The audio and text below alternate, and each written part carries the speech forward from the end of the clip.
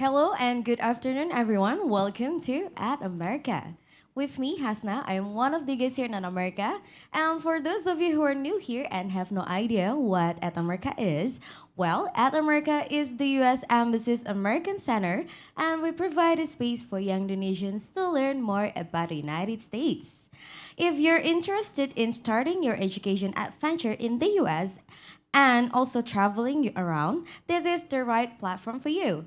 Join an insightful discussion to discover vibrant US college towns and find out about pathways to studying and traveling in the United States on today's event that we'll be having Travel USA Exploring College Towns. But before we start, let us hear an opening remark from the commercial officer of the U.S. Embassy Jakarta, Christopher Feather. The time is yours.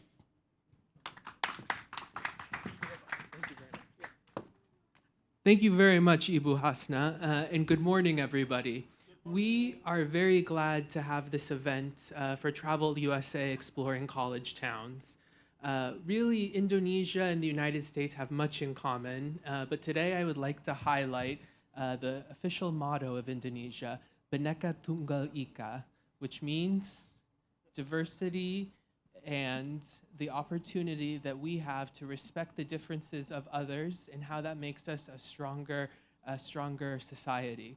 This is very similar to the United States and our motto, E pluribus unum, and which means out of one, many. So in the United States, we very much value diversity and view that the exchange of different peoples between our countries is one of the most important things that can happen. So we are very glad to have the Travel USA initiative today focus on education. The United States of America welcomes Indonesians to travel, whether it's for education, leisure, other purposes, with open arms.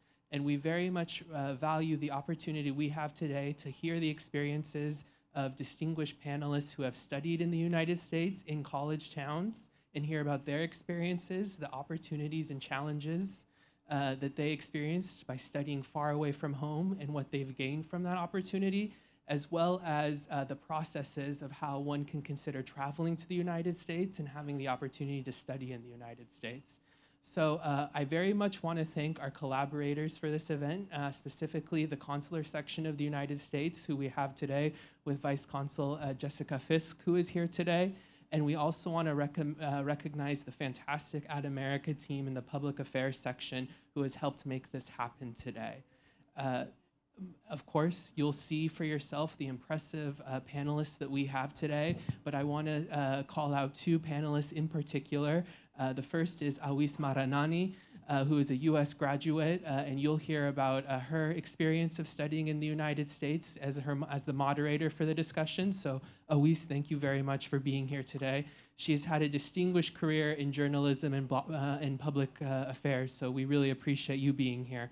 The other person that we are also very lucky to have today is Pakmaki Parikasit, who is a very distinguished musician that you will learn, as well as had a very interesting history of studying in the United States, and especially at a college town. So thank you very much, Pakmaki, for being here. We know you're very busy also. So without further ado, we will conclude this opening remarks from the commercial section. Thank you again for being here. And please, if there's any questions you have about traveling to the United States, please let us know.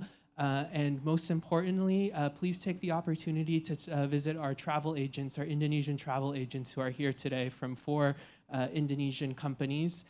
Really, the pandemic has shown how important travel is and how business, especially at the local level, has been affected with restrictions and things like that. So we very much welcome you taking the opportunity to talk to them and see what opportunities there are to travel to the United States, and believe that could be an entry point for you to further explore ways that you can enjoy the United States and all that it has to offer. So thank you again, and very much appreciate it, Ibu Hasna.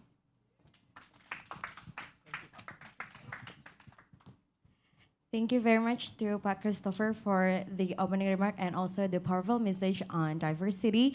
And now we will be hearing an opening remark from the consular section of the U.S. Embassy Jakarta, who also will be sharing with us later on the discussion. So please give a warm welcome to Jessica Fisk.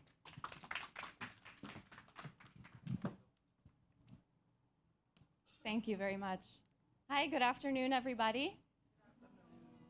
Thank you. So my name is Jessica Fisk. I work at the U.S. Embassy in the Consular section. So I will be here today on the panel speaking mostly about tourist visas, but obviously happy to answer any questions you have about student visas as well today. I know that we probably have some students here. So thank you so much for joining us. I'm so glad to have the opportunity to be here today. I think it's really important for consular representatives to join events like this because we understand that the process applying for a US visa can be difficult or a lot of misunderstandings arise. So I hope that being here and being able to answer your questions and speak to you a little bit will make the process a little bit clearer as you apply for US visas. Of course, our consular section encourages travel to the United States. Our U.S. Embassy Jakarta issued over 57,000 tourist visas to the United States in 2022. And in 2023, we are on track to issue even more visas than that. Let's see. And also on a personal level, I really appreciate the opportunity to be here because I also want to encourage not only students but also tourists to travel to a broad range of destinations in the United States. I personally have spent 4 years living in a college town in the United States. I spent 4 years getting my bachelor's degree at Elmira College, a small private college in upstate New York. So I would be happy to speak a little bit about that if anybody is interested as well. And I'm joined by my awesome colleague Fika here today.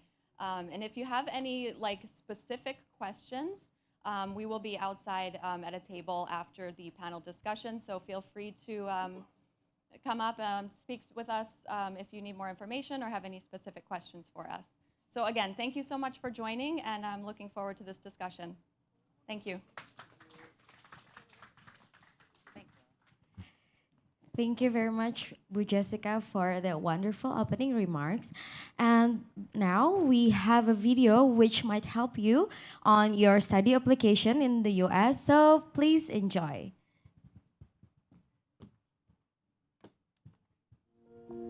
Hi everyone, my name is Tiffany. I'm from Beijing, China. I go to a private university. Hello everyone, this is Akshay. I'm from Mumbai, India. I go to a public university. My name is Fatima, originally from Nigeria. I go to an HBCU, meaning historically black colleges. My name is Tingwen, and I'm from Vietnam. I go to a community college. I want to be able to influence the world, and United States stands out as a pace setter in research. I'm so excited about being here. In my opinion, US degree is extremely impressive, and that makes studying abroad in the US an excellent choice. There are many types of institutions in the United States. I think it's just so unique that there's so many to choose from. I had to make a major choice between the type of university that I was supposed to attend. The major factor that I considered was the scholarship opportunities that were available and the alumni network. I've heard so much about the HBCUs as historically black colleges. I chose those because I wanted a school that really represents me. As a humanities student, I prefer seminars instead of lectures because I find myself better understand the material if we get to discuss it in class. That led into my decision of going to a private university. I chose a community college to study because most of the community college offer affordable costs, and they often offer a lot of majors you can choose from.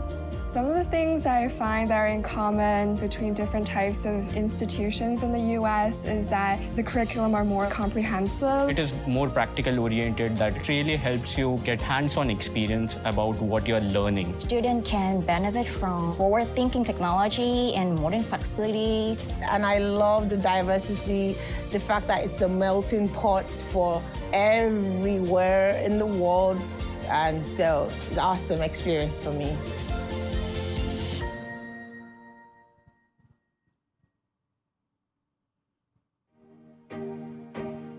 A United States education is your gateway to a great American campus experience.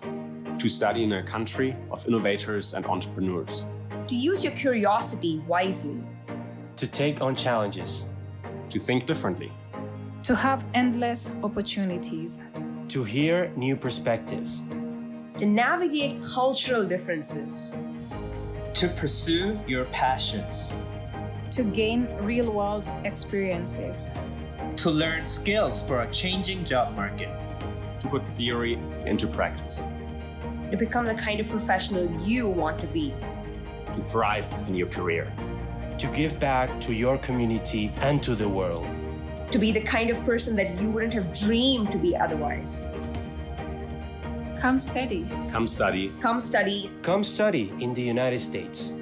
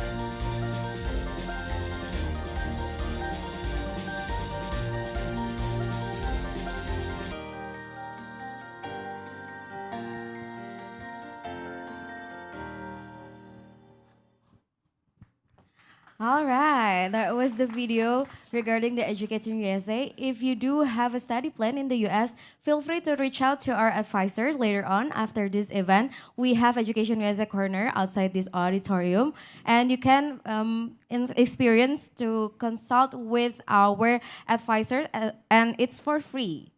And now we are getting closer to our main agenda, which is the discussion. But before we begin, we have here a little social media quiz for you. And the question for today is, which of the following is the oldest university in the United States?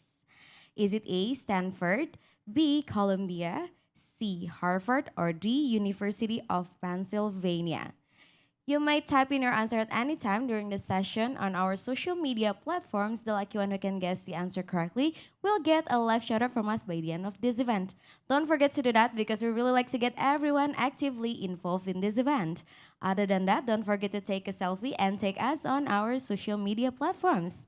And now, without further ado, to begin our session, allow me to invite our moderator from the American Chamber of Commerce in Indonesia as the Business Development Executive, Awis Maranani. The stage is yours.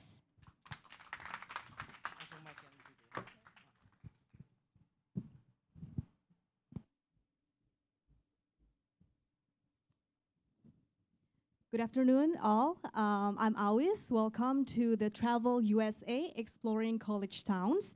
Welcome to everyone here in person and also the audiences joining us virtually.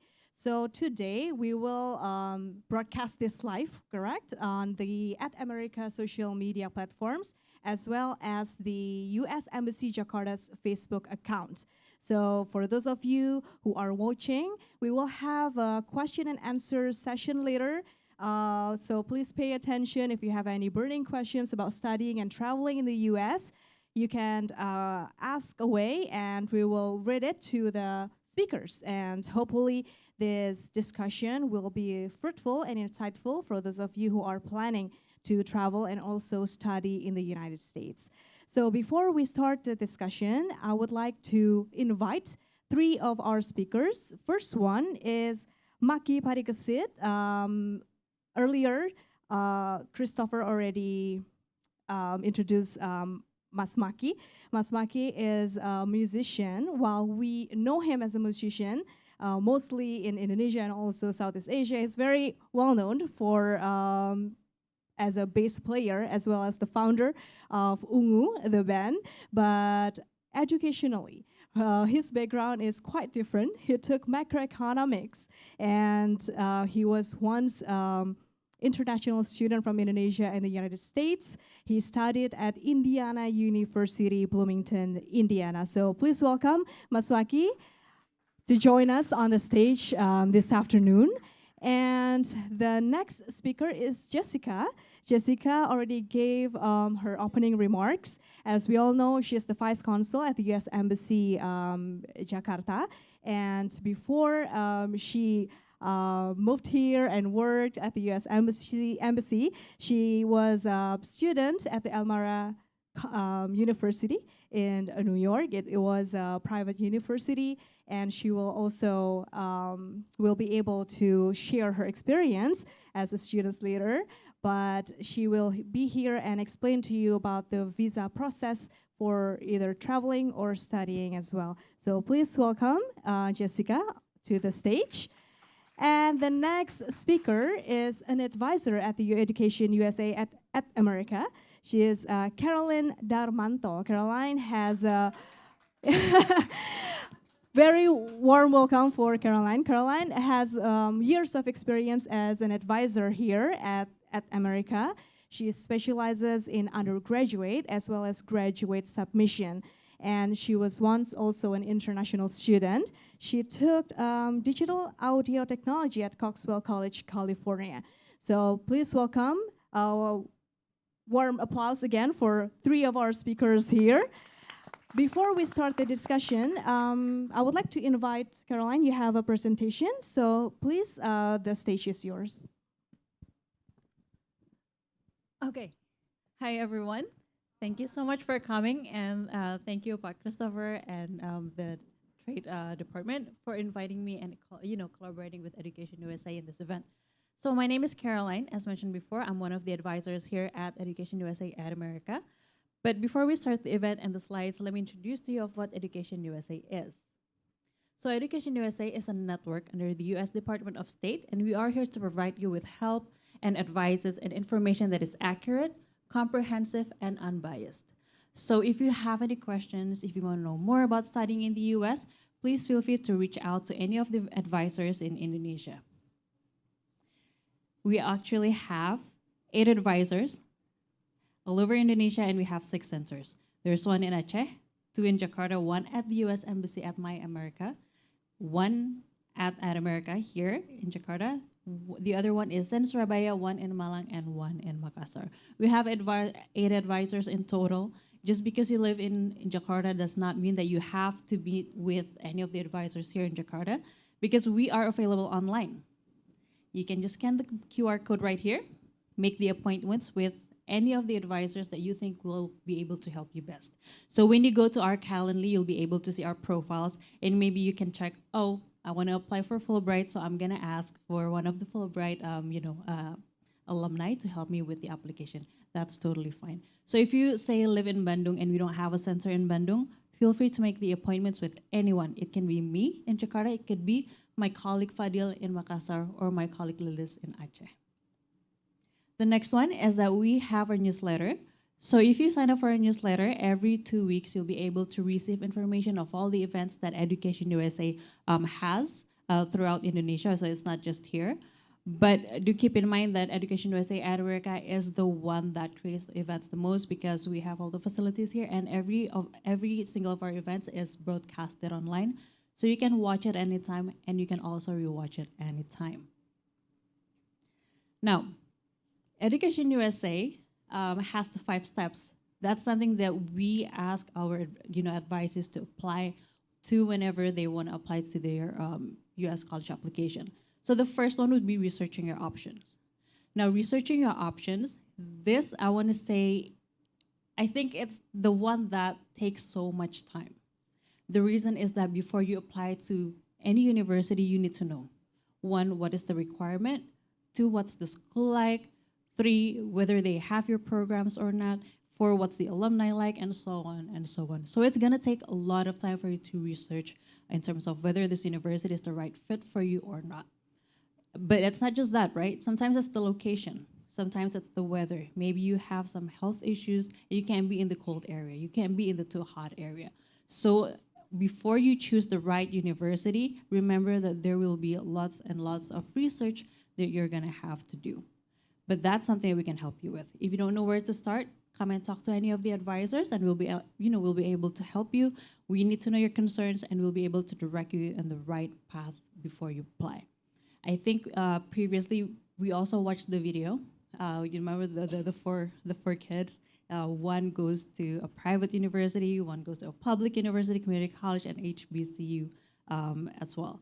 So that's a part of the research. That's a part of the things that you really need to know. Whether you want to go to a public school or maybe you want to go to a private school, right? And what's the difference? It's a lot.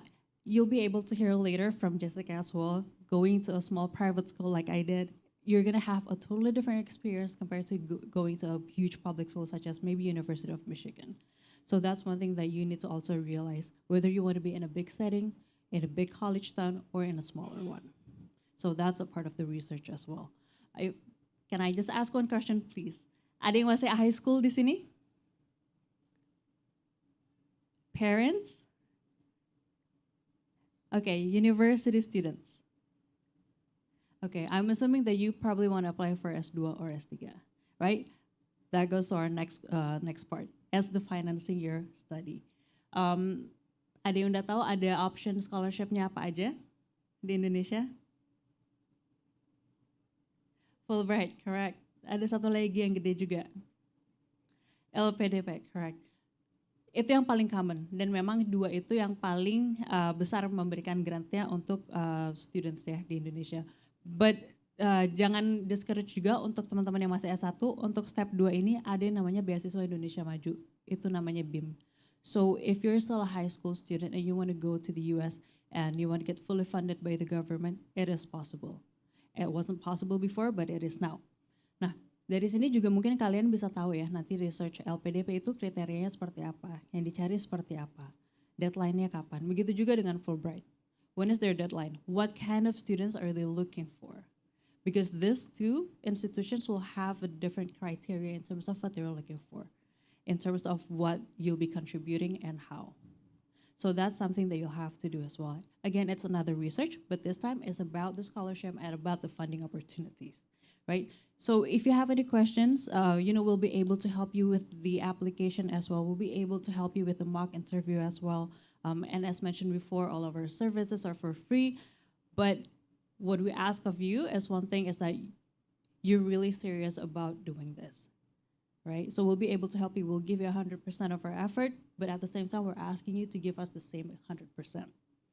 Now, let's go to the third part when we're talking about the application. So the application itself, it's going to take a long time. Mungkin ada harus GRE, English Proficiency Test that you guys have to prepare. Mungkin ada essay, ada CV, but you guys don't have to worry because that's why we're here for. Essay itu biasanya teman-teman mungkin paling susah ya, paling bingung. Gimana cara nulisnya, what to write, how to start writing, how to brainstorm for the ideas. Itu juga nggak usah takut.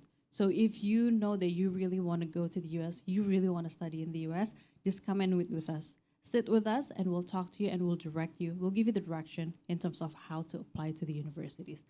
The fourth one, maybe we'll listen about this a little more with Jessica because it's about the US visa application and requirements.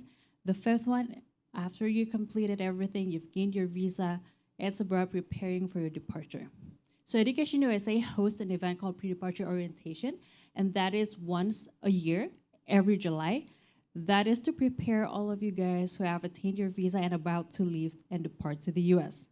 Jadi nanti bisa teman-teman semua datang ke sini, ada acara, ada presentasi juga dari alumni, dari current students, di mana kalian juga bisa start networking, kenalan dengan teman-teman sesama yang mau berangkat ke US.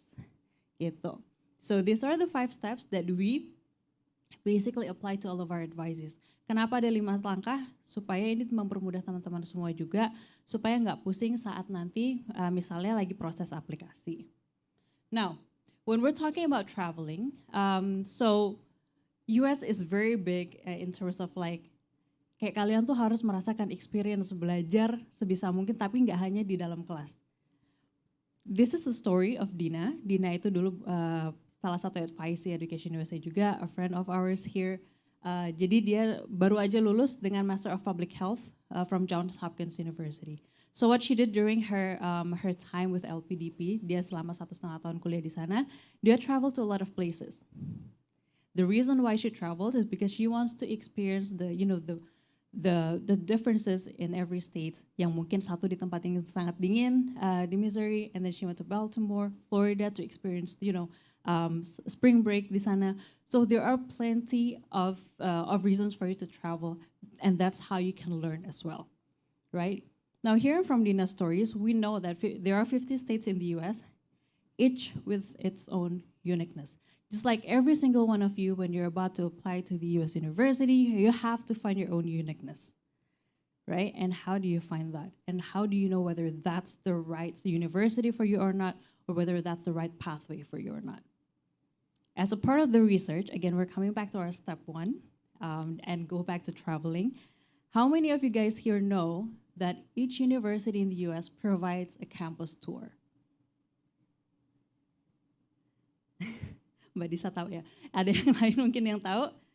Okay, so it's like a hidden gem, right? Jadi setiap university in the US, they actually provide a campus tour.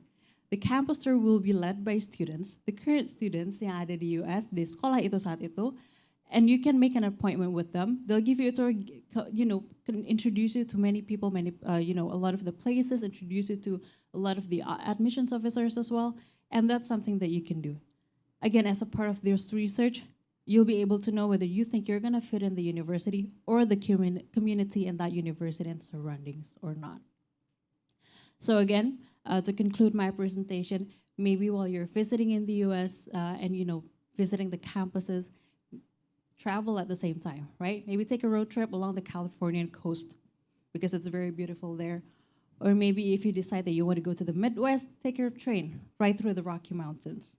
Maybe it will enhance your experience, get immersed in all the opportunities and the experiences that you get there, and maybe you'll be able to make the decision after that.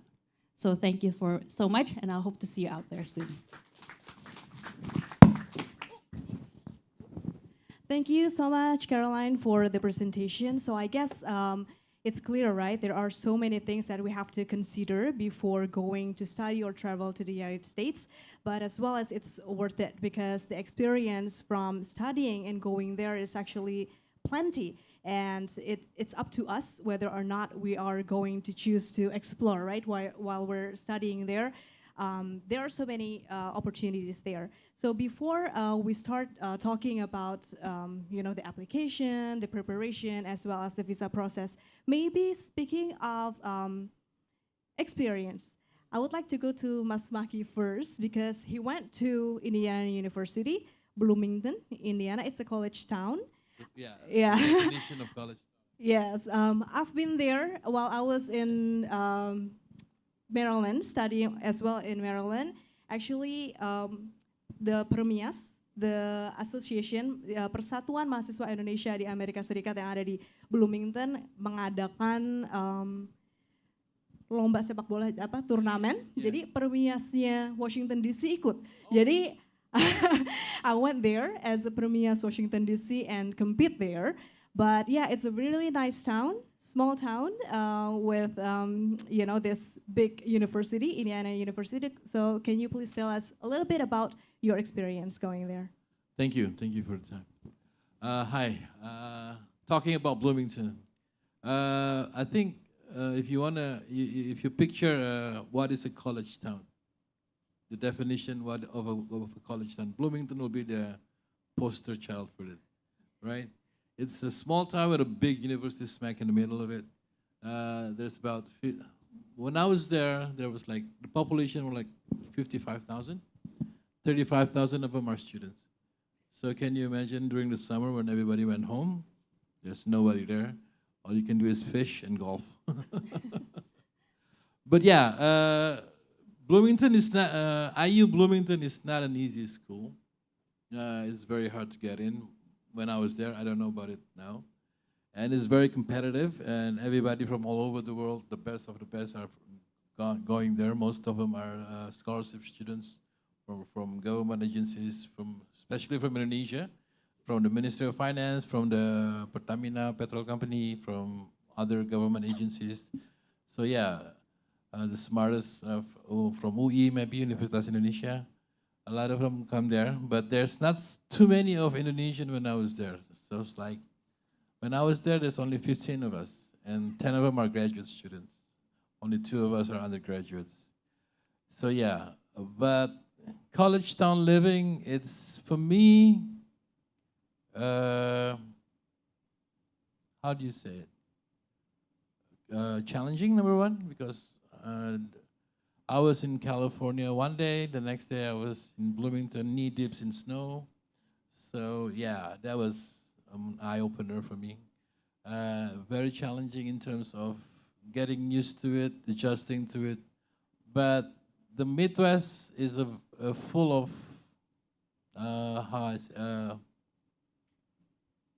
charming, kind-hearted people. The American Midwest are very welcoming, even though they will ask you a lot of questions about who you are at first. But once they get to know you, you become family, basically. So yeah, I love Indiana. I love being a Hoosiers. It becomes a second home for me when I was there. I love the faculty there because they're so diverse. To make a point about that, when I took a minor in religious studies, the professor that taught me about the Sharia was a Jew. The professor who taught me about Catholicism was a imam. So yeah, it's very interesting how they put it together. So you see things from a lot of different perspectives, and you get to make your own decision about things, which what my father told me the day before I go. He told me that, I know you're not a very smart guy, but you go there to learn how to live. You go there to learn to meet people, and you go to learn to see the world, basically. I did see America. I traveled all around America when I was there. I drove all the way from Seattle to Miami one time, just because I want to see the country. I mean, I'm there, right? Why not? So yeah, if you're open to new experiences, if you're open to new encounters, if you're open to new perspective, I encourage you to go there and learn, not just study. Learning and studying is 2 different things, I think. Interacting and getting to know the culture, the people, the environment, how do people think, how do people do stuff. They may be different from yours, but that's the beauty of it. I think that's why you're there. You don't want to be getting the same thing as you do at home. So you have to learn something else and rationalize within you of why people do that and how you can communicate in that kind of environment and flourish, maybe flourish. How do you excel in other people's environment? So yeah, Bloomington, very nice small town. If you like small town, not everybody likes small town, but I love small town. Simple life, challenging life, comfortable life. It's been my second home ever since. Thank you. Thank you, Mas Maki. So I guess that's one of the point that I take away from your experience is that studying in the United States is not just about being in class, like Caroline said as well. You know, it's about getting a different point of view about things, about life. Because if you think about a good school, we have a lot of good schools here in Indonesia, but seeing other countries and traveling while there really is an eye-opening. So Caroline, as an advisor, when someone comes to you and ask you, what are the factors to think about between choosing schools in a college town or big cities, private or public or college? How do you guide this, and what are those factors to think about? I would ask them a few questions back. Yeah. First of all, it really depends on, one is the funding, right? The budget. How much budget do you have? Because going to Bloomington in a smaller town and going to New York City in Manhattan, those are 2 completely different things. The living cost may be triple, maybe quadruple for New York, right? And then think about the tuition as well. Maybe New York University cost about 80,000. But maybe if you go to, I want to say, maybe a smaller college, California College of the Arts, let's say, maybe it's only 40,000. So that's a huge gap, right? So I want to ask them before I give them any answer and the guidance, I need to know how much budget they have. Or are they looking for a scholarship? If they are looking for a scholarship, Which scholarship provider are they thinking of? Because both LPDP and Fulbright, again, two completely different things. One has maybe a ceiling, a cap of how much a student can spend in 1 month, sorry, in a year for tuition. Maybe LPDP doesn't, but they have a list of schools that students can apply to, and they can only go to those schools. So before I give them the guidance, they also need to know what is it they're looking for. If they want to do a PhD, let's say, so it really depends, right? Whether they want to do graduate school, or maybe PhD.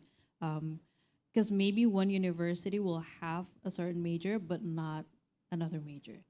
Stanford for one, a lot of people, I want to go to Stanford, like everyone else, they want to go to Stanford for undergraduate degree. And they say, I want to study business in Stanford. Maybe you might want to do a little research because Stanford does not have a bachelor's degree for business. So that's not the right school for you. So maybe it's time for you to do another research and look for other schools.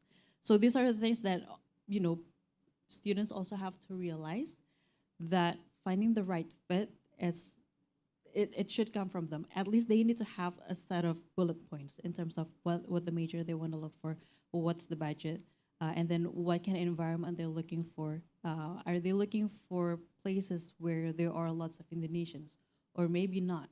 Because the college that I went to, I was the only international student from Indonesia, the only one.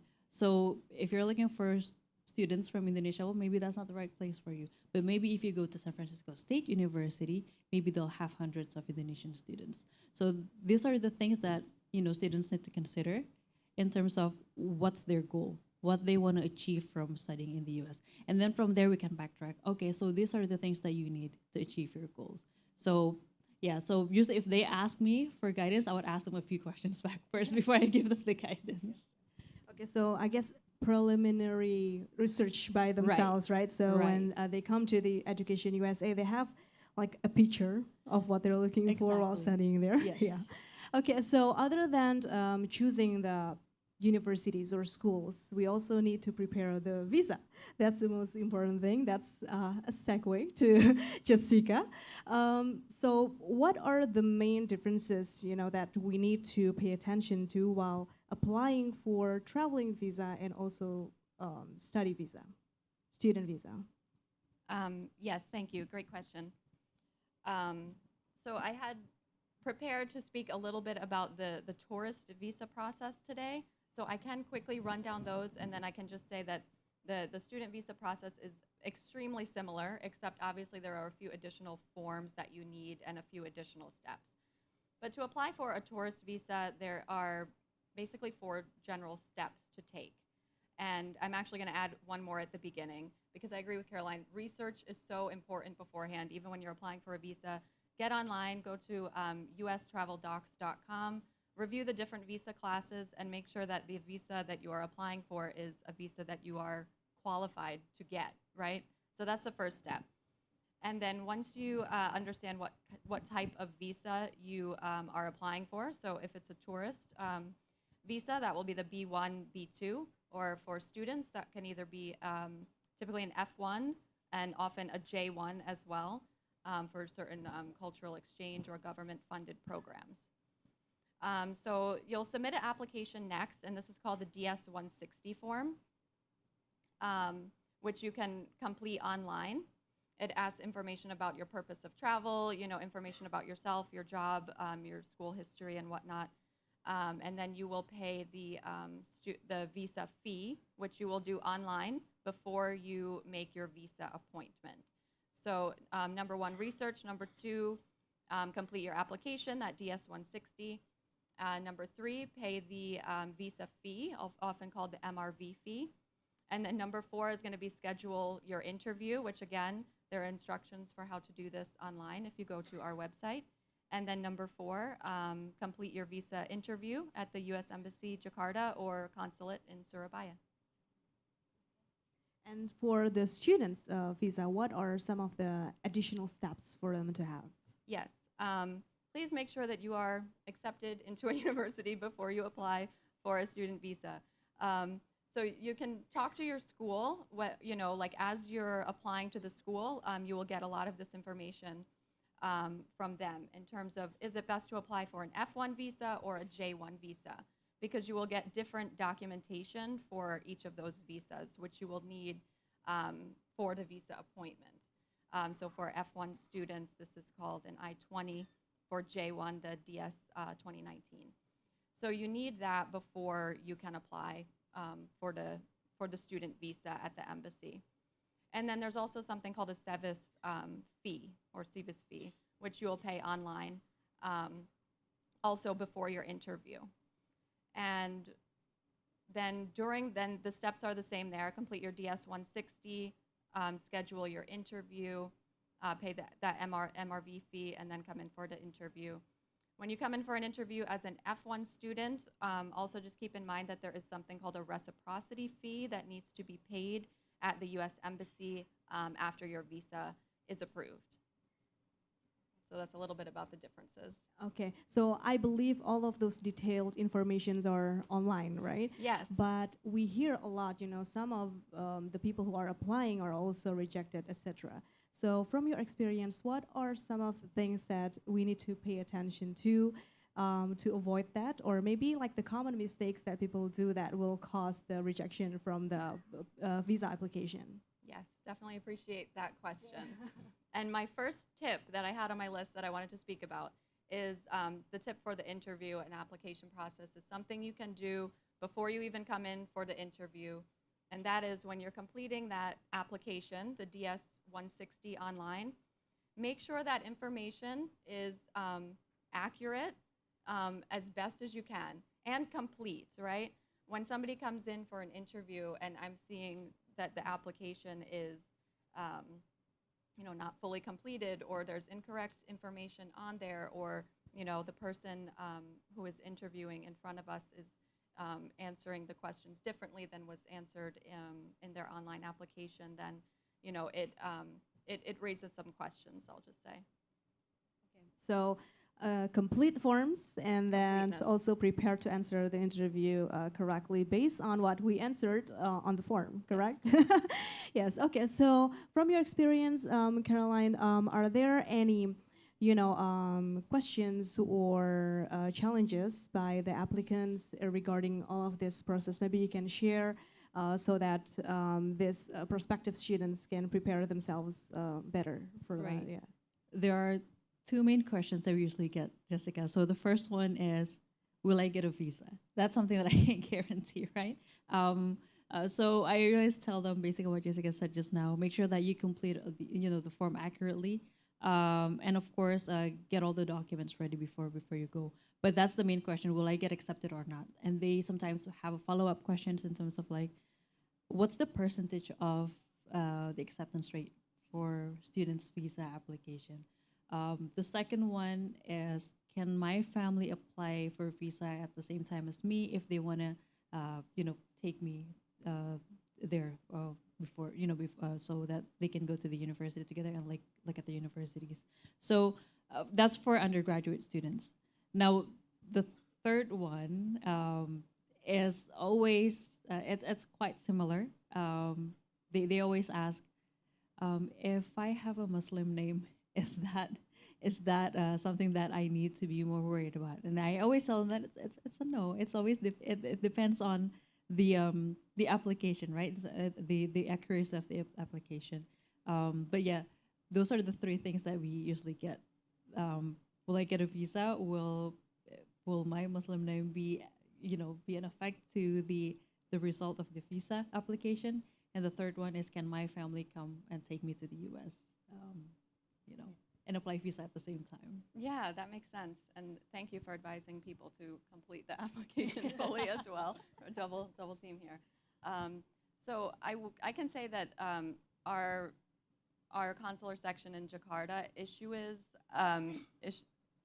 issues about 90% of applications that we receive. So we're issuing more visas than we're refusing, obviously. And especially for students, like Caroline said, as long as if you have your paperwork together, if your application makes sense, you've already been accepted to a school, I mean, there's really no reason for us to refuse you a visa as long as everything is legitimate and you present well at the interview. That's not to make you nervous, but just make sure that you can answer some basic questions like what school you're going to and how it's funded and things like that.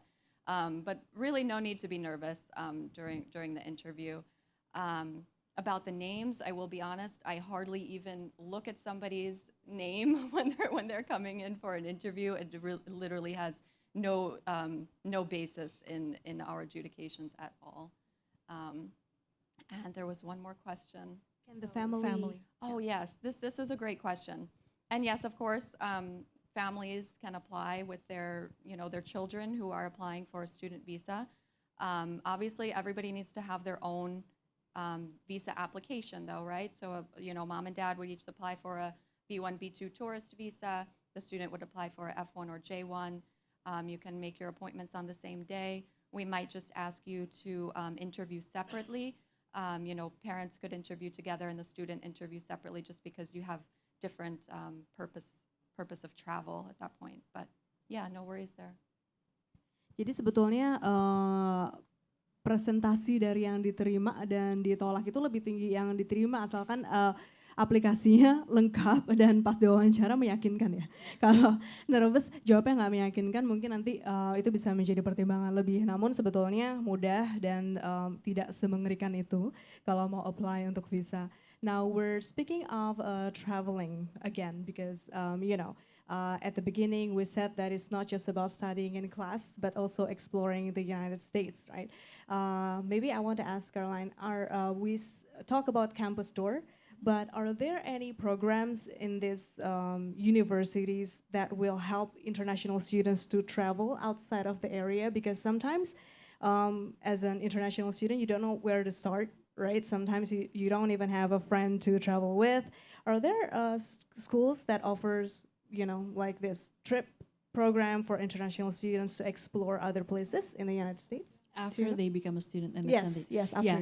So there's always that type of program where they understand international students. They come from from many various places. They don't know anything about the area maybe. So there's that orientation period. Di sini juga ada ya kalau sekolah ada orientasinya. So during the orientation period, what's different there is that they take you to places. So they introduce you to, this is the public transportation that you'll need to take if you want to go to these places and that places. This is the closest hospital, this is the closest grocery stores and whatnot, so that they have the basic information, at least to survive within the first 1 month when they first get there, right? After that, then it's, you're on your own to explore. After that, they give you a Rand McNally map books. Exactly. Back then, we used the map books. Right now, you have Google Maps, so it's easier, maybe.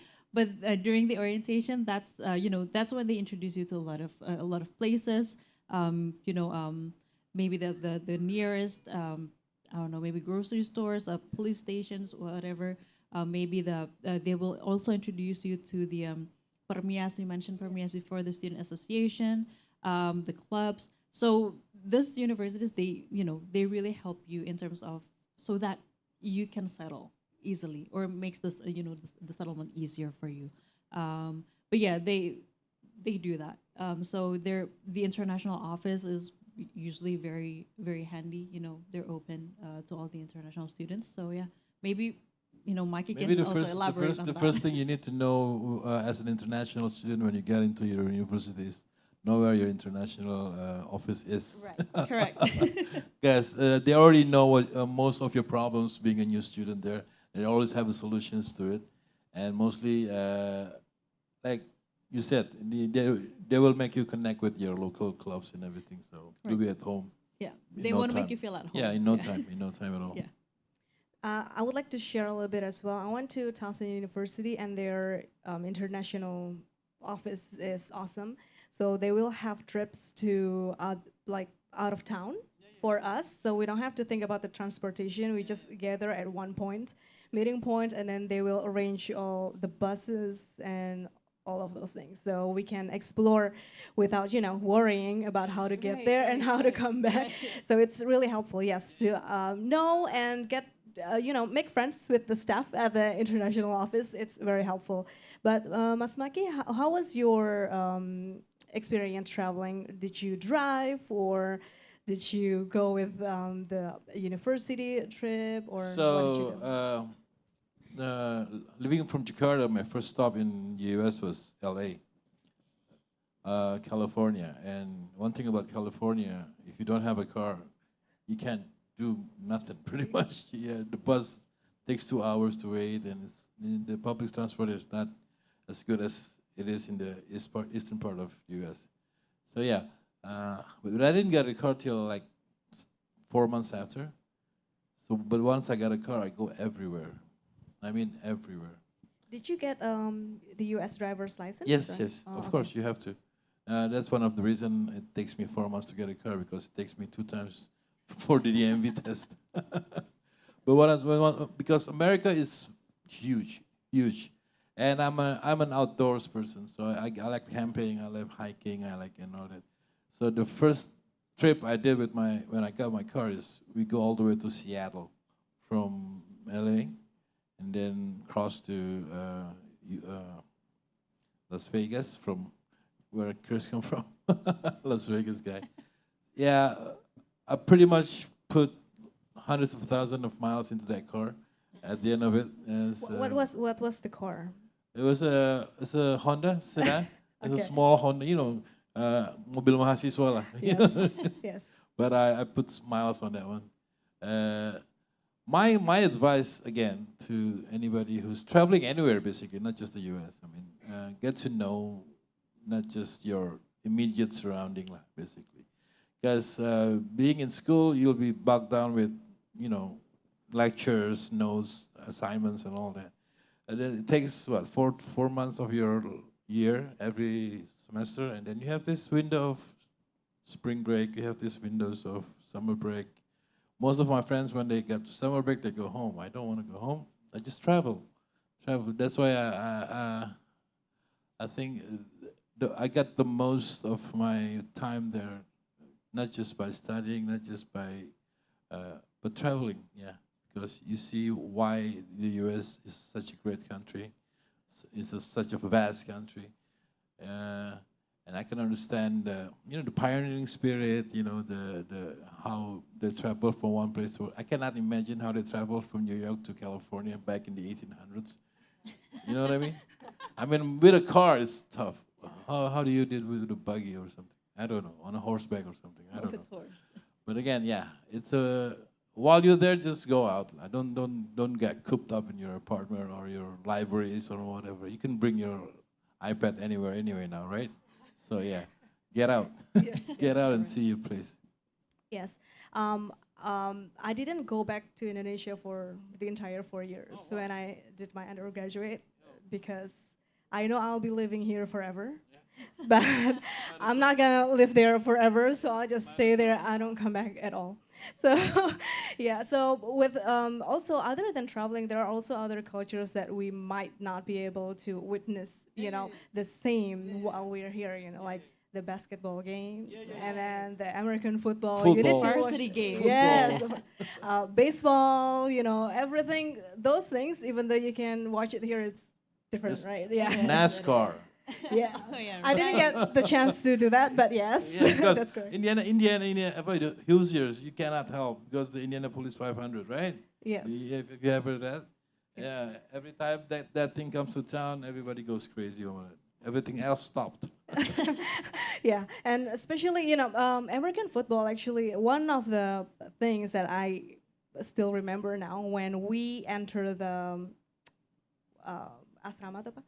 The dorm. Actually, in my university, the American football team helped us. So as an international student, Nora tuh, players like American football players with their uniform actually helped the girls to move in. Yeah, it was like wow, so cool for me.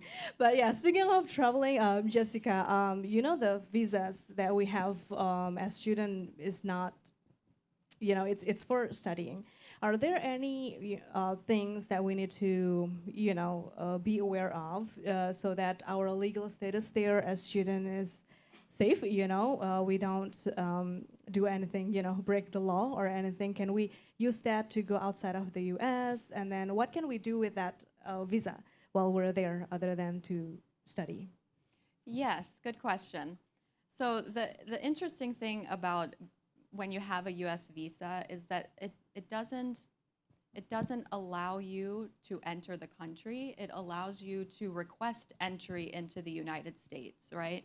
So logistically, if you get a student visa, you can travel to the US with that visa. And then when you go through customs at the airport or port of entry, it is actually CBP and customs who will determine whether or not to let you enter. So it's kind of like, two different systems. And when you enter the United States, you will get something called an I-94, which has an admit until date on it. So that's really the date that you want to look at once you're in the United States. Your visa doesn't, it doesn't really matter anymore until you leave the United States again. So once you're in the US, the admit until date is what you're going to look at. That determines how long you're actually legally able to stay there. And for students, this, when you enter the United States, you can actually go to the CBP website and find out what your admit until date is, because I don't think they give you a paper copy of that anymore. But I recommend that you do that so you can see how long you're legally able to remain in the United States. And if you're a student, that admit until date will actually say DS, which means duration of status.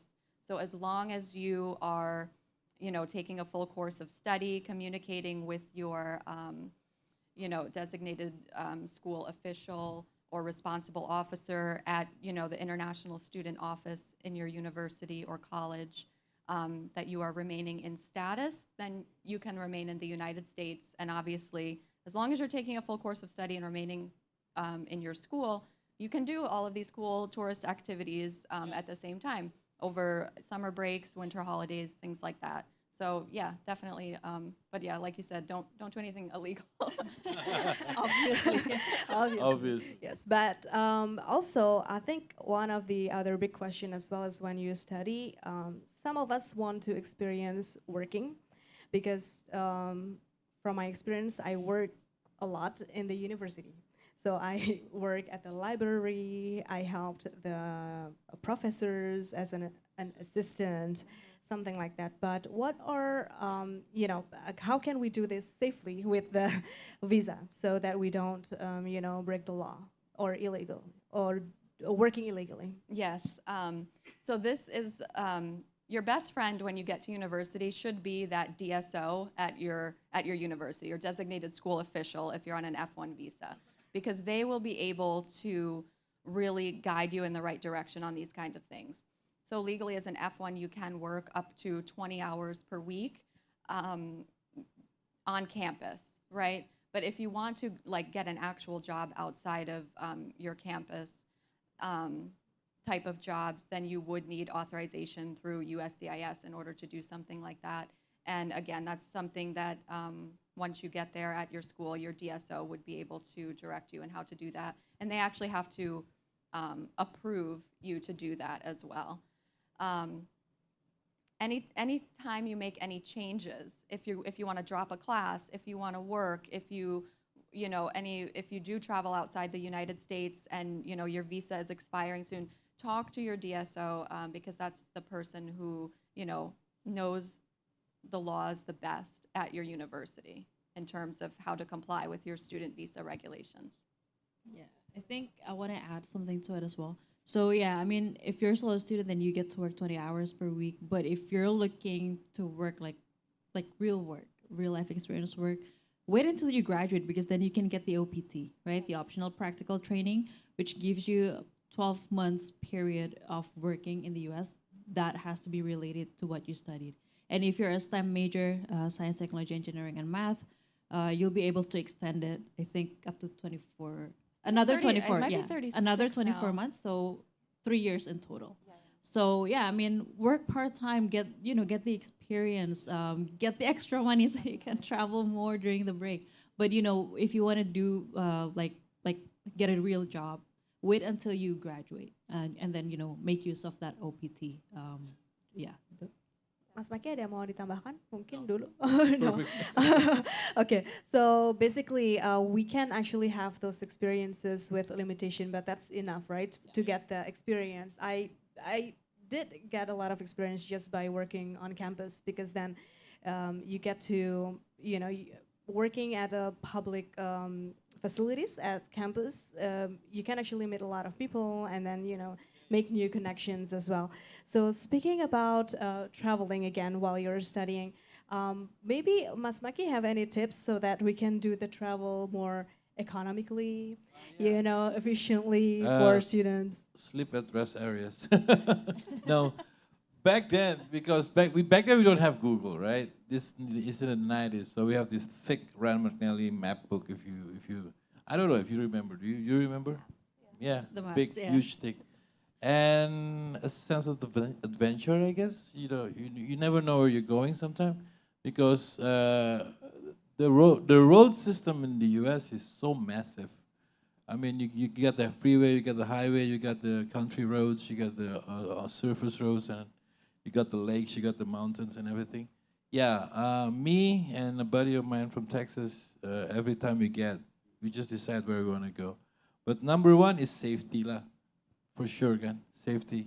Make sure you get a good idea of where you're going, what kind of terrain that you're looking. Is it mountainous? Is it desert? If you go to Las Vegas or Nevada, it's all desert. You mind the heat, mind the wind, and all that. Doesn't necessarily have to know anybody where you're going, but you have to know where you're going to stay, where you're going to eat, and all that. It's common sense, basic knowledge, because the vastness of the United States also comes with its, warnings and dangers, and sometimes if you don't know where you're going. So yeah, my experience, I've traveled in the summer, I've traveled in the winter. It's very easy to travel there, my experience, because the road is so clear cut, yeah, even without Google. But yeah, have fun. You don't think too much about where we're going, because wherever it is you're going, there's bound to be something interesting and fun at the end of it. Thank you. I have asked many questions. Are there anyone in the audience here? Okay. 2 questions here. Okay. Disebut dulu namanya ya, dari mana, kemudian pertanyaannya. Silakan. Okay, thank you so much for welcome me to question the speaker. I wanted to ask about the requirement to visa study. How about if we have the treatment for the long lifetime, if we want to go to the US for the study? If the rejection or maybe is any other condition to submit it for the person who have disease for long lifetime to go to the US. Thank you so much. Bisa diulangi lagi, sorry. Jadi kalau requirement for the person who legitimate for the scholarship and then from the university, and then they wanted to apply the study visa, and then the person is has the long life for the disease treatment, I think it's business treatment. Disease. Pakai bahasa Indonesia aja Mas. Yeah, disease. Long life term disease treatment. Oh, disease treatment. Disease. Okay. Oh.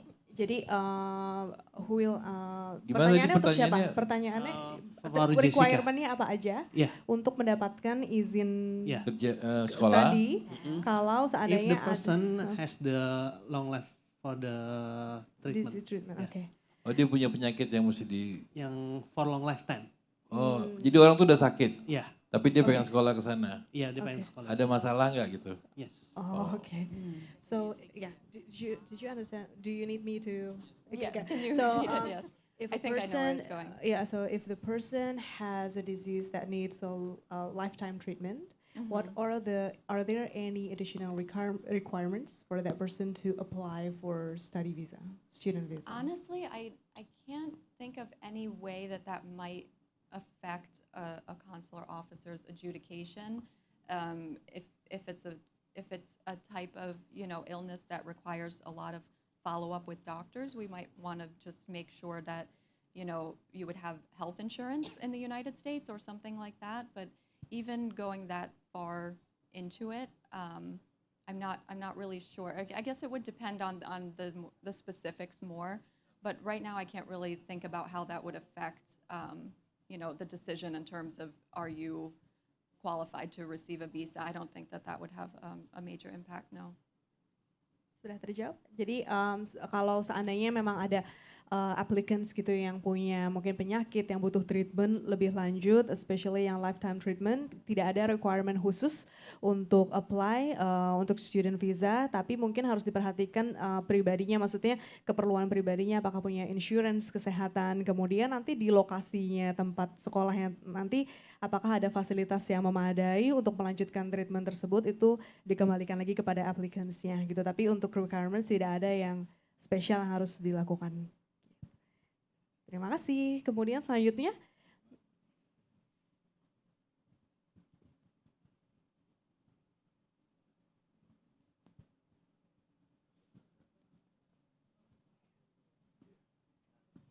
Thank you, Miss Moderator and all. Thank you so much for this. I always aspire to study in the US, so thank you, Caroline, helped me before. My question is there an in-person study club or meetup for aspiring students to go to the US? Because like, I know that there was a pre-departure, but I don't know if there's a study group. I think that's gonna be helpful. I used to be an exchange student twice in the US in high school and college back in Australia, and we have like a club. So we study together, we learn together, there's mentors, and I was wondering if there is, and if there isn't, maybe we can make one. But at least now I already connect with some friends who also aspire to go on scholarship to the US. That's my first one. And the second one, Caroline, you mentioned about OPT. And if we receive, we receive LPDP, as far as we know that we have to go back to Indonesia. And also for Pak Maki and Jessica and others who can answer, is it possible to work in the US after coming back to Indonesia after your serve time? You know, like after graduate from the US, you have to stay in Indonesia for a while if you receive scholarship to contribute to the country. But then, can you go back again to the US to work? Is it possible or is it hard? Because right now, I already tried to find some vacancy in the US for international recruited positions. It's extremely difficult. So I don't know if you come back, you can go back. So thank you. Thank you. Okay, so I'll take the first one first. At the moment, kita lagi nggak ada semacam study group. We used to have one back, back in the day a few years ago, but that stopped, and we haven't started one again. Tapi if you are a part of maybe LPDP Fulbright, we usually have some kind of cohort, kayak cohort advising sessions with the awardees-nya. Jadi itu yang biasa kita lakukan, yang sudah misalnya udah dapat scholarship sesuatu, lalu kita kumpulkan, lalu kita bagi-bagi menjadi cohort sessions gitu. Tapi kalau untuk independent students yang belum dapat scholarship dari mana-mana, itu biasa saat ini belum ada lagi karena kemarin sempat kita lakukan dan itu it was less popular gitu. Jadi we're doing it with in conjunction with the scholarship providers gitu. But if we do have one, we'll definitely let you know. Oh, the OPT. Ya, jadi tadi pertanyaannya OPT adalah, sorry gimana? Kalau LPDP ya, kalau LPDP kalau LPDP karena harus pulang, ya.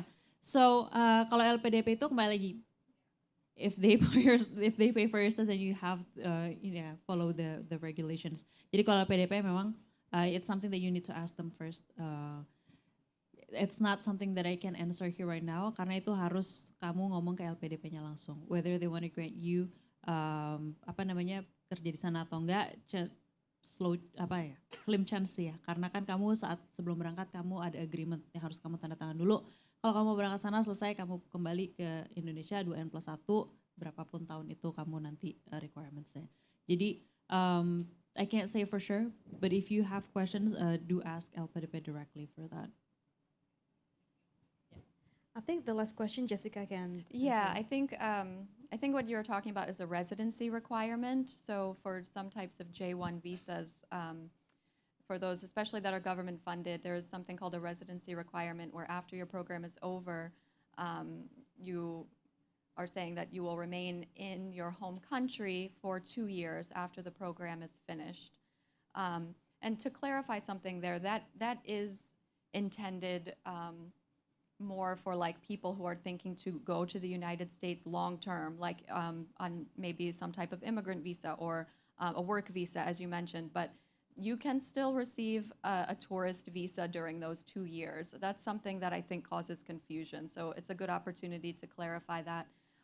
You're not ineligible to receive a tourist visa during those 2 years. You can go back as a tourist, but the purpose is that you are remaining in your home country and working here for 2 years after that program.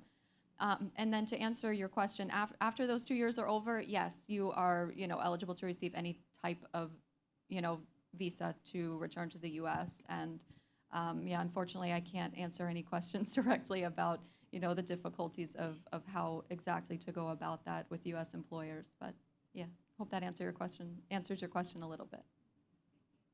Mas Maki mau share, kayaknya Mas Maki pernah kerja di New York Yeah, kan? again, my point is simply this. Yes, of course you can work in the US after the 2 years period. The point is to get the work there kan sebenarnya ya. So yeah, so it's everywhere, not just the US, I guess. Get a job Everywhere is like first. that. And if somebody in the US wants you to work for them, there's always a way for them to get you to work there. If you have a legitimate offer of a position in the US, of course you can work there. If you have a legitimate business opportunities that you want to explore in the US, of course you go there. And the visa ecosystem is always supportive of that. And that's my experience, basically. So I guess it's the same, right, Jessica, with the school. Once you're accepted, then it's easier, for us to do the further process for the visa, correct? Yes, yeah, exactly. With work as well. And just make sure that you understand the type of work visa that you would be applying for. Yeah. Any more questions from? Okay. Hello, good afternoon. Thank you for the opportunity for me to ask a question. My name is Taufan. The question is, I would like to ask regarding the requirement for entering community college, which is the 2-year program, compared to the university or 4-year college. I overheard that other than cost, obviously, community college is a lot cheaper compared to a 4-year college. What I'd like to know is it true that, first of all, for foreign students, normally you require TOEFL or ASAT to enter a certain university. But what I overheard is if you go to community college, for example, especially if you attend like English intensive course in the United States and you graduate with certain level, that's sort of like equalize your TOEFL requirement, meaning you don't really need TOEFL any longer, since considering you graduate from the English intensive course in the United States, so they can allow you to enter to community college. That's my question. Thank you. All right, thank you. That's a good question. Jadi I'll explain the community college application process first. Jadi kalau untuk masuk community college itu emang jauh lebih simpel dibandingkan 4-year university, ya kan? Kalau masuk community college itu cuma butuh TOEFL dan biasanya requirements-nya lebih rendah dibandingkan university, dan cuma butuh bayar aplikasinya aja, and that should be all. Gitu. Sama ya transkrip SMA-nya ya.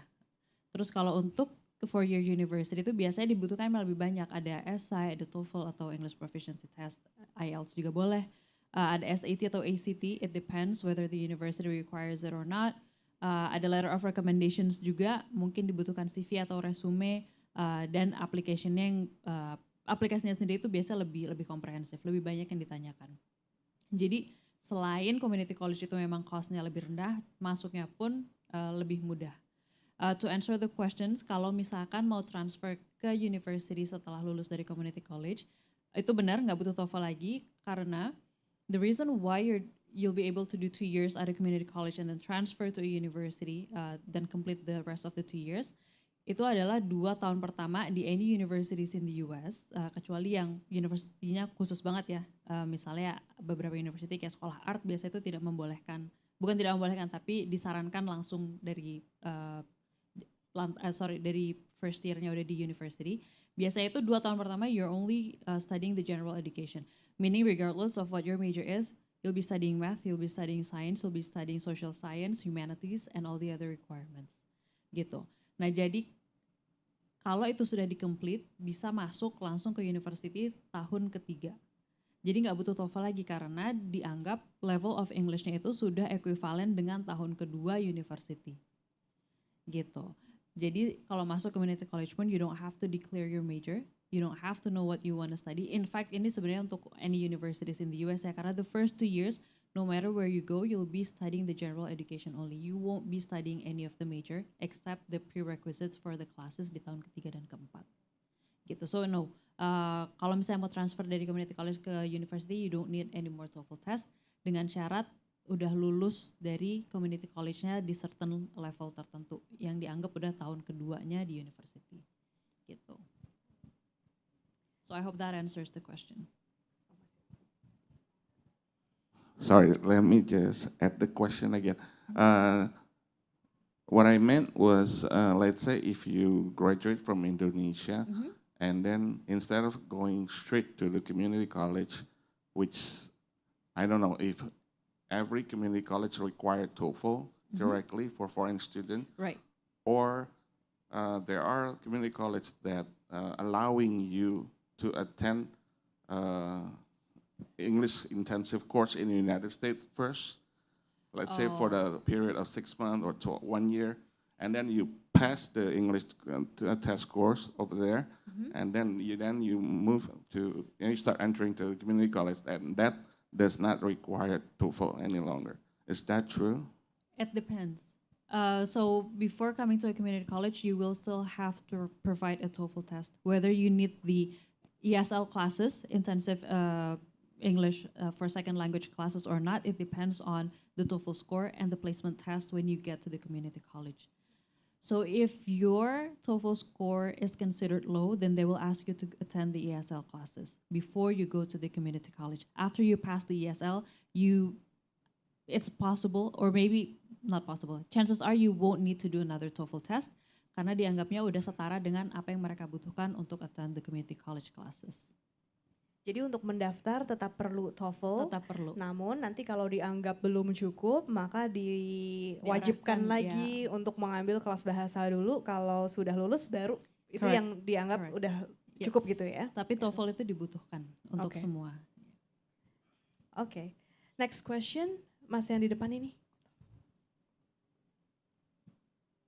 Thank you for the occasions. First of all, I would like to express my gratitude first for insights I've gained for the last 1 hour. Really helped me to organize the scattered information I've gained from my preliminary research about how to continue my study to US. The other things I still have to find out for the next time is probably how to earn myself an additional pocket money as I have to working while study, of course, because I think, well, I am a student, but I have to earn myself additional pocket money because I don't think I would be able to complete myself for a monthly income or a monthly fee I accept from the scholarship, and I have to work for additional money. My question is there any recommendation or a common side job for a student while studying in the US, especially in the terms of like become a research assistant or something? Is there any types of that side job for a student? Thank you. I'll try to answer first. Recommendations for side jobs. as in you're already a student in the US, right? As mentioned by Jessica before, the job has to be on campus. And you get to work for 20 hours per week. It can be any job. It could be at the cafeteria, the admissions office, the library. It doesn't matter, but you have to work in campus at a maximum of 20 hours per week. So that's the only recommendation that we can give you. But then again, if you, can I ask, is this for a graduate degree? Yes. What I would recommend, if you're concerned about the allowances and the tuition itself, apply for a scholarship. There's LPDP and Fulbright. They give you a full ride scholarship along with the monthly allowance, the living cost. So that's something that worth a try. So when you go there and you study, you don't have to you don't have to think about working to get the extra money. That's I think that's from me. But I don't know if Jessica and Masmaki maybe want to add something to it.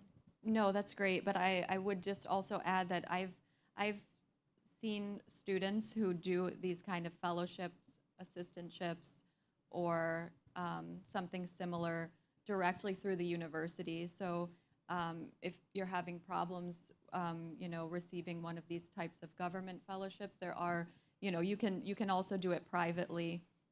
Speak to the university beforehand, see if they have those kind of opportunities, and if it's something that you qualify for. And I've seen that they do offer those at universities directly, not through government programs too. So just something to maybe look into. And correct me if I'm wrong, but I think some of universities, they really appreciate international student coming. So they actually have, tuition fee scholarship thing especially for international students. Right. So you can check that out. Yeah. And that's so each universities will have their own scholarship program. That's something you want to check out. It's usually merit-based, meaning based on your, your GPA, your SAT, GRE scores. So that's something that's worth looking at. Keep in mind, it's usually not a full ride scholarship, but yeah, it's something that's worth to look at. Okay, I guess our time is almost up. So I guess now it's for the closing statement. Maybe from Asmaki, the takeaway, from your experience, what are, what did you take from being an international student in the US? And also later from Jessica, maybe, the conclusion that what can we, prepare so that we can do the visa process smoothly. And from Caroline as an advisor, also the closing statement. Asmaki, please. Yes, like I said before, don't limit yourself, don't limit your experience. If you do get a chance to go maybe to the US or anywhere in the world to study, don't limit your experience just with your college environment or your study environment, because the most you can get out of the experience if you can experience everything, all the society, the culture, the travel, and everything that comes with it. And believe me, in my experience coming back from the US, one word I can describe about my experience in the US is complete. Complete meaning I get the study, I get the network, I get the friends, I get the culture, I get everything, and that I think adds up to complete experience, not just studying. Studying is a good thing. It's one thing. It's not everything. When I was there. Thank you. Jessica? Yes. Let me think how I can conclude here. Yeah, we talked about a lot today. I think my last kind of tips from the consular perspective would be keep yourself organized. Make sure that you understand what it is you need to do to apply for your visa, what documents you need, and apply early. Don't wait until a week before your program starts to apply. For students, we recommend at least 3 months before your program start date. Although I will say that we are lucky here right now in Jakarta. Our current wait times to apply for a visa are about 30 days. So you shouldn't have any problem getting an appointment. And then lastly, if you've already had a visa before, there's something called the interview waiver program. Somebody here had spoke to me about it when we were outside earlier. So if you have already had a visa of any type previously that expired within the last 48 months, you qualify for something called the interview waiver program, which means you do not have to come to the embassy or consulate for an interview. You can mail the documents to us. We will review them and hopefully send your passport back to you with your visa in it, and that could be a student visa as well, even if you had a tourist visa before at this point. So something else to keep in mind. Thank you very much. Caroline? Okay, so studying in the US is fun. It's exciting, as Ms. Maki has mentioned before, right? So my advice is preparing for the application itself should be fun as well. It should not stress you out. So give yourself enough time. Give yourself at least 1 year to prepare for everything. So don't do anything last minute and then give yourself a headache. The whole process should be fun, and then it follows with the experience itself should be just as fun. So yeah, I mean, good luck if you guys are applying to the US, and I hope to see you in one of our advising sessions. Thank you so much. I guess that's the end of the panel discussion. I would give it back to the MC, and I hope you can go outside and join the travel fair as well. We have 4 travel operators, Bayu Buana Tour, Dwi Daya Tour, Panorama JTB Tour, and also Wita Tour. Thank you so much for your attention this afternoon. I hope it's useful. Thank you, and have a great afternoon. All right. That was the discussion of today's event about Travel USA. Thank you very much again for all speakers along with moderator for today's very informative and comprehensive explanation. So as Kaawis mentioned earlier, we have a Travel USA fair outside, so you can chat with representative of the U.S. Embassy's consular and also Education USA teams and various travel agents to prepare your travel and study plan to the U.S. So earlier in this event, we asked the audience a question, if you remember, and the question was, which of the following is the oldest university in the United States?